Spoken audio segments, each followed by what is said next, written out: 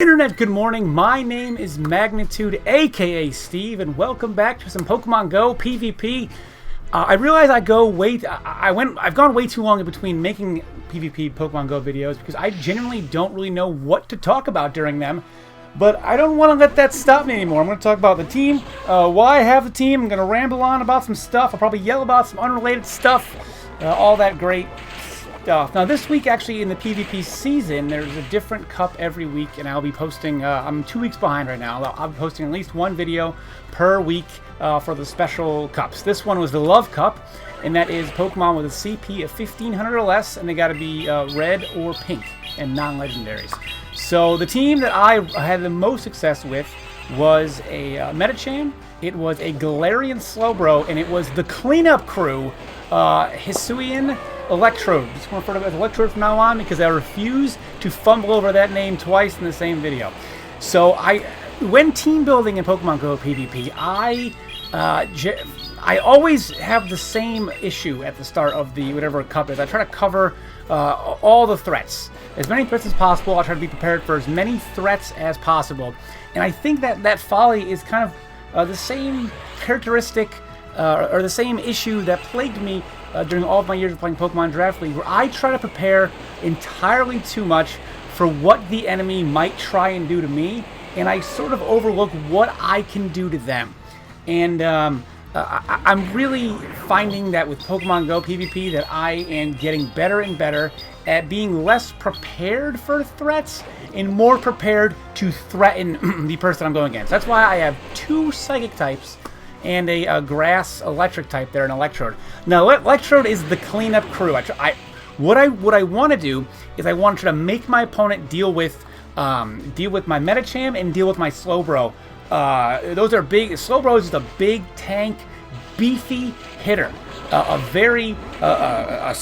it also kind of gains energy on a pretty solid basis for the amount of damage that he does. But dark types I don't like all that much, but the team it's fine. I can deal with dark type because a lot of times Dynamic Punch is not seen really in this meta. You see with Medicham, you'd see a lot of Power Up Punch and Ice Punch, or Power Up Punch Psychic. So there's like 3 dark types that there is. There's like Crawdaunt, Scrafty, and honestly Incineroar near the end. But I can't even think of another. So usually people just go, well, I can survive the Power Up Punch he's obviously gonna do as a fighting move, and then I smack him with a Dynamic Punch, and then it's great. I lead with Medicham because I see a lot of Ariados, and I don't have counter as my fast move on with Medicham. I have Psycho Cut. Why? For fucking Ariados, dude. Can suck a dick. Ariados can suck a dick. And the team is pretty weak to Ariados, so I have to try to just make sure I can deal with that as best as possible. So, so I try to just make my enemy deal with my Medicham and Slowbro, which together, that's hard to do because there's 2 very powerful Psychic types.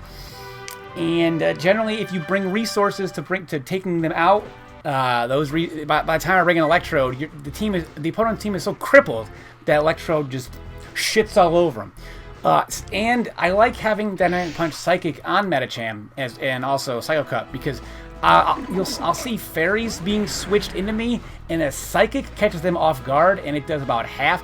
Or if they have Wigglytuff, smack them with Dynamic Punch. Oh my God, we're about to see it right here.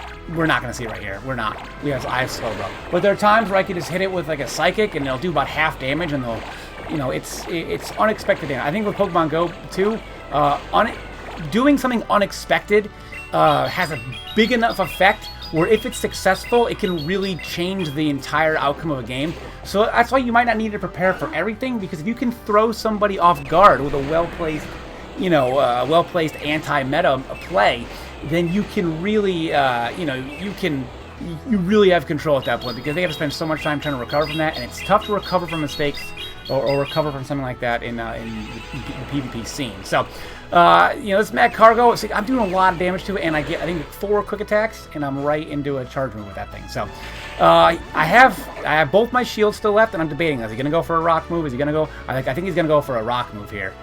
He does not. He goes for overheat. But I'm still able to live that, which is fine.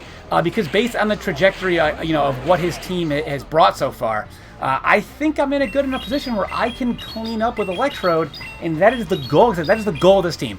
It's just create havoc for a little while, and if I can create enough havoc, I'll bring in Electrode. I got 2 shields now with Electrode, and I'm ready to fucking go. And that's what this team does. It's now, you know, I know I can bring Electrode in on this Lickitung, and I know I got 2 shields ready to go, allow me to get up enough charge moves where I can just start you know, I can burn his shield, I can just start firing, and I don't even need to worry about, you know, especially something like a Lickitung, I don't even need to worry about.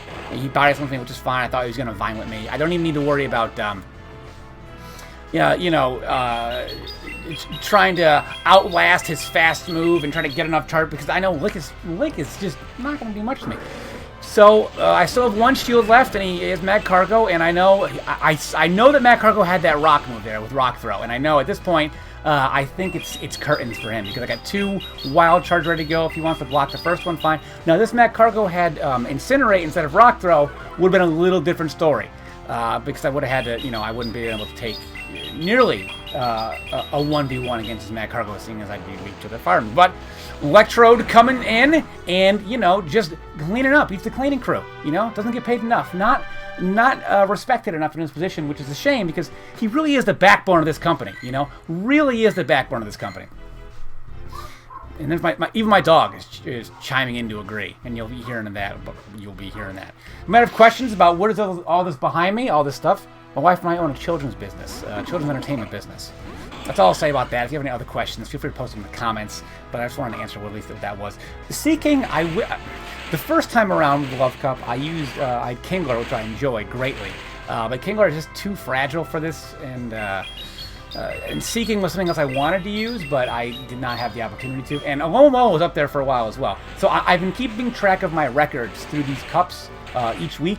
So, you know, but this is the team I had the most amount of success with. So I wanted to, you know, showcase a little Ice You in. I kind of figured he's going to go for something dumb like that. Shield, you know, shield management, I think, is a very important aspect of PvP, because if, you know, you can set yourself up at the end game for Pokemon to have 2 shields and, you know, a high, what's the word I'm looking for? A good opportunity to fucking sweep. That's what I'm trying to say. Then you're setting yourself up. But this team is weak to Electrode, and I am aware of that, so I know that, especially given what what I have left, and then given what I could do to him, I had to, you know, use at least 1 shield there. But luckily, he has no shields left, and you know what that means, right? You know what that means. He got Lomo. Lomo is good. Lomo is, I think, solid in this format, but not for what this team wanted to do.